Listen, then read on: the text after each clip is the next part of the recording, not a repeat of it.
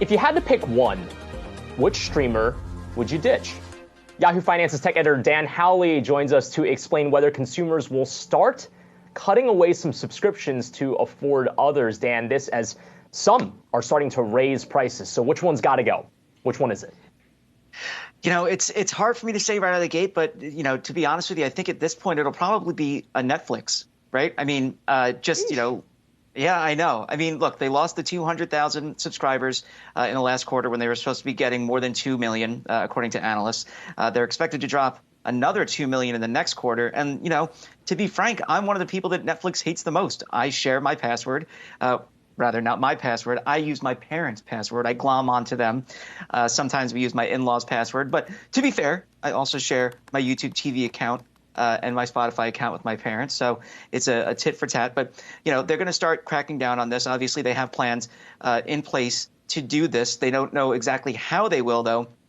They're doing their plans in a number of countries like Chile and Costa Rica and Peru, where they're adding an extra $2 to plans to get an extra 2 accounts on there, so that if you want to stream, say, I want to use my parents' account, they would have to pay an extra $2 to allow me to, as well as my brother to use it. And so, you know, you look at the price of it right now. I mean, a top level subscription for Netflix is $19.99, right? So we're looking at, you know, $21, $21.99, $22 for the top level subscription, with the ability to have, you know, streaming for me, my brother, and myself.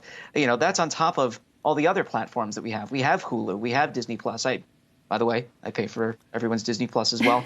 We have HBO Max, you know, so there's all these different subscriptions, and the only way that we're able to get access to all this content is, frankly, to split it up amongst each other.